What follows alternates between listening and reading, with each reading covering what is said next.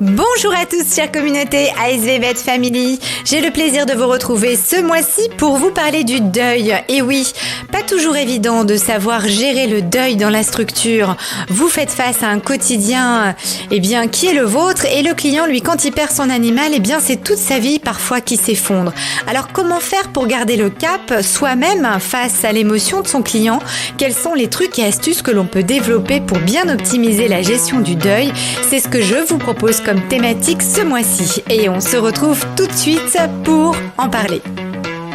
Bienvenue sur l'ASV Podcast, le podcast spécialement conçu pour les auxiliaires vétérinaires, créé par Vet Family, mon réseau de cœur, et animé par moi-même, Florence Benez. J'aurai le plaisir de vous accompagner lors d'émissions pour votre bien-être personnel et professionnel, évidemment. Alors viens vite me retrouver pour des émissions, pour des conseils, pour des interviews, pour des trucs et astuces qui feront de ton quotidien une bulle de sérénité, de bien-être, de professionnalisme. Bref, tout un cocktail pour ton plus grand bonheur. À tout de suite. Alors, comme je te le disais, effectivement, le deuil, c'est pas toujours simple. Déjà, c'est pas simple d'une manière générale. Après, on parle du deuil animalier. Et c'est quoi le deuil animalier? Finalement, dans la canine, en tout cas dans l'activité canine, on est sur une gestion du deuil qui est parfois la même, voire plus importante que le deuil d'une personne, la perte d'un proche. Et c'est pas toujours évident de pouvoir faire face au quotidien, face aux émotions que les clients traversent, déjà soi-même, mais après au niveau de la posture et de tout ce que vous pouvez faire auprès de votre client. Alors, avant de te donner quelques trucs et astuces, parce que il n'y a pas de règles finalement, il y a ce que j'appelle moi du gros bon sens, et puis surtout d'essayer d'avoir les meilleurs réflexes lorsqu'on est face à ces grandes émotions finalement qui sont présentes. Évidemment, de ton côté, c'est ton quotidien. Tu as choisi le métier d'ASV pour effectivement t'occuper du bien-être animalier, et pour autant, le quotidien veut que vous faites face à ce genre de perte assez régulièrement. Pour autant, le client, lui, c'est son animal, c'est parfois finalement cet animal, il a parfois plus d'importance que sa propre famille pour certains, et c'est pour ça qu'en canine, il faut pouvoir être très vigilant à pouvoir accompagner ses clients dans la bienveillance, dans la douceur et le respect finalement, et le temps que les gens vont prendre pour pouvoir se faire à l'idée de cette absence. Alors la première chose que je voulais t'expliquer, c'est les émotions et qu'est-ce qui se passe finalement lorsqu'on est face à une perte. Quand on parle émotion, on décortique un petit peu finalement ce qui se passe derrière. En effet, lorsqu'on parle de tristesse, ce qu'il faut voir, c'est ce qui déclenche la tristesse. Déjà de 1. Alors ce qui déclenche la tristesse, c'est la perte. On vient d'apprendre la perte d'un animal. Donc après, la deuxième question à se poser, c'est de quoi on a besoin finalement quand on est triste. Et mettez-vous à la place du client. Quel est notre besoin lorsqu'on fait face à une absence, un deuil, encore une fois? C'est du réconfort. Alors vous allez me dire, oui, mais c'est pas toujours simple. Et pour autant, c'est ce dont les gens ont besoin. Donc face à de la tristesse, les gens ont besoin d'être réconfortés. Alors c'est là où on est parfois maladroit, parce que déjà de base, dans notre société, on n'a pas l'habitude finalement de réconforter les gens lorsqu'il y a une perte. On est plutôt maladroit, on a plutôt au contraire tendance à se dire « Oh là là, je vais pas la déranger parce que je voudrais pas être encore plus blessant ». Enfin, tu vois, on est comme un peu mal à l'aise et plutôt maladroit. Et moi, j'ai envie de vous dire qu'il faut vraiment là se dire, encore une fois, penser et avoir à l'esprit que la personne, elle a besoin d'être réconfortée. Donc, dans vos super pouvoirs, comme j'ai tendance à vous le répéter, c'est important que vous ayez à l'esprit que vous avez en tant qu'ASV cette capacité, cette intelligence émotionnelle à capter vraiment ce dont les gens ont besoin et qu'est-ce qu'ils peuvent ressentir. C'est à ce moment-là qu'il faut vous en servir. C'est-à-dire que là, vous avez conscience que voilà, il y a quelque chose qui va pas et en l'occurrence, c'est une lourde perte. Et puis après, à chacun sa façon de réagir. Il y a des gens qui vont avoir besoin, bien de s'isoler. Il y en a qui vont avoir besoin de vous parler. Il y en a qui vont avoir besoin d'explications.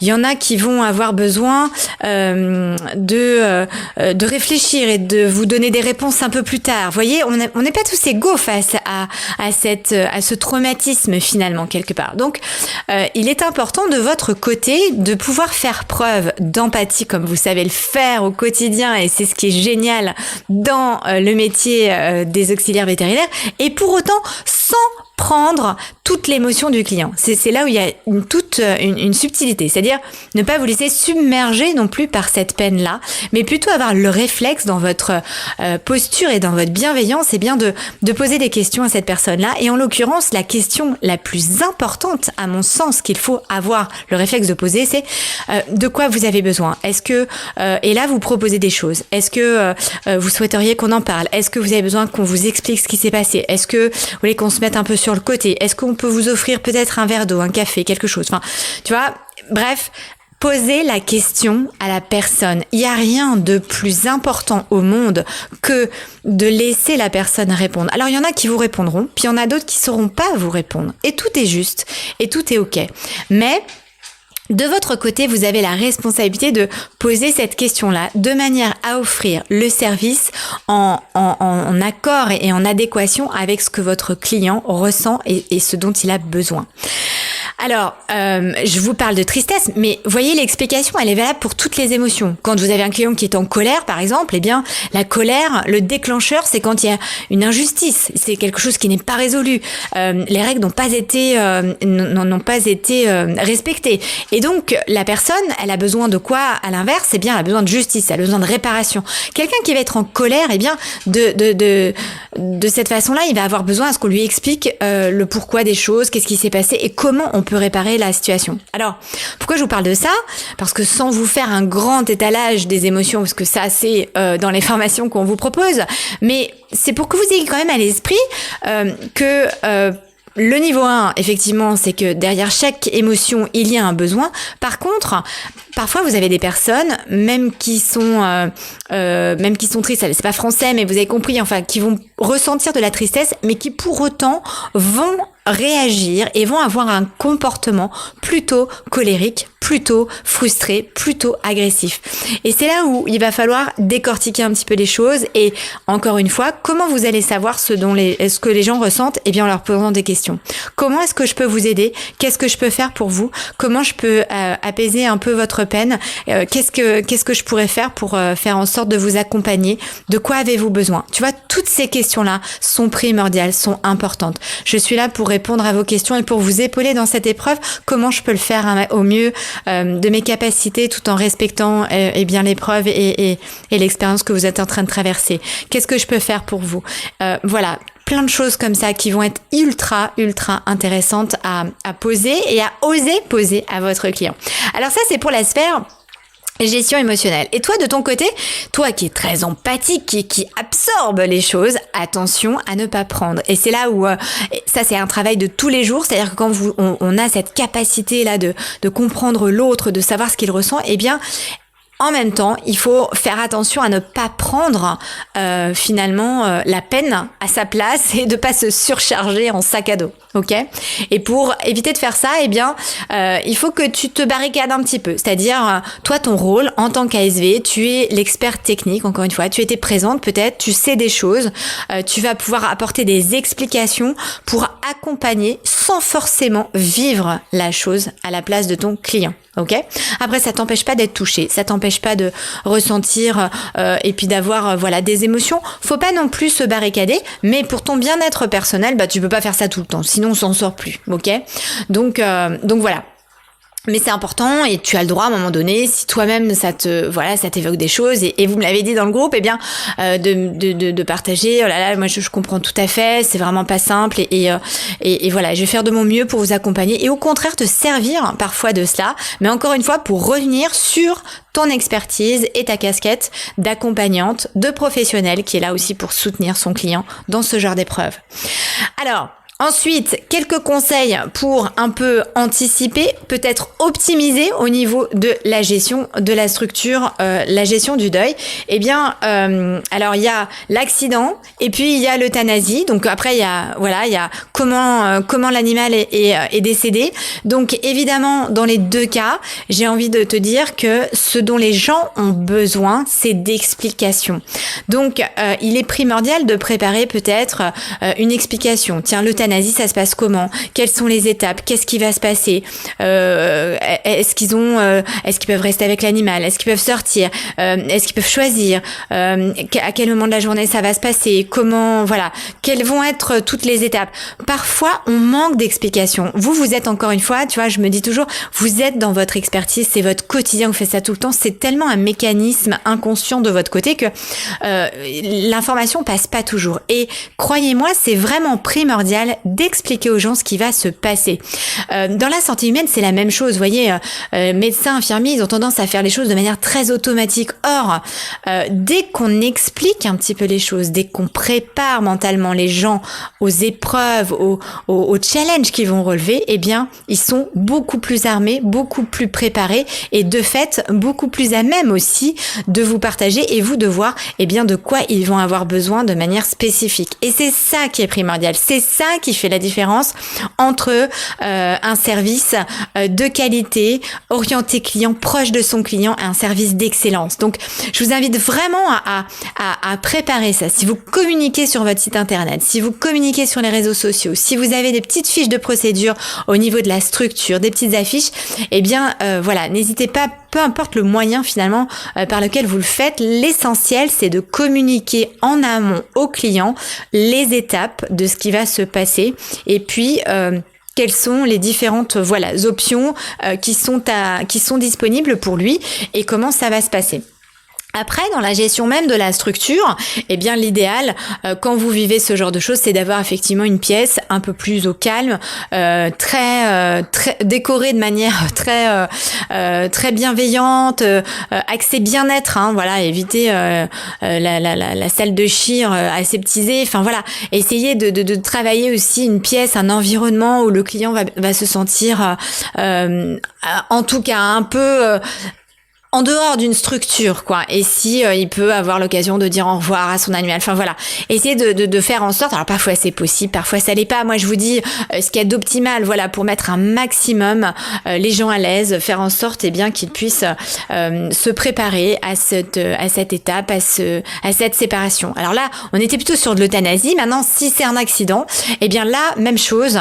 Il faut avoir une pièce où on va pouvoir expliquer à la personne ce qui s'est passé. On peut s'asseoir à côté d'elle, on peut et surtout expliquer les étapes de ce qui s'est passé. Et ensuite, encore une fois, voir de quoi le client a besoin. Voilà, est-ce que j'ai répondu à toutes vos questions? Qu'est-ce que vous aimeriez savoir? Comment je peux faire pour vous aider? Voilà. Évitez de donner aussi trop de choses si le client ne le demande pas, ok? Mais plutôt aller à la pêche aux infos de savoir ce que le client, de quoi a besoin finalement le client. Voilà. Dernière chose, dans ta posture, c'est important de pouvoir aussi être dans une posture d'accompagnante. Alors ça veut dire quoi ça? Ça veut dire que plutôt que d'être face à ton client, je t'invite à te mettre à côté de lui, de te mettre sur le même niveau finalement que lui, tu vois, parce que quand on est à côté l'un de l'autre, on regarde tous les deux dans la même direction. Et ça, en communication non verbale, ça va aider aussi ton client à se sentir à l'aise, à se sentir écouté, à se sentir épaulé. Et parfois, quand les gens ont du mal à s'exprimer, c'est en se mettant à côté, en étant finalement, en parlant d'inconscient à inconscient, qu'on arrive à capter des informations et qu'on arrive à écouter et à mieux comprendre finalement son interlocuteur. Donc ça, ce sont des petites choses auxquelles il faut également faire attention, de pouvoir, on le fait de manière assez inconsciente, mais voilà, pour celles qui veulent et celles et ceux qui veulent travailler un petit peu ça, pensez à cette posture également.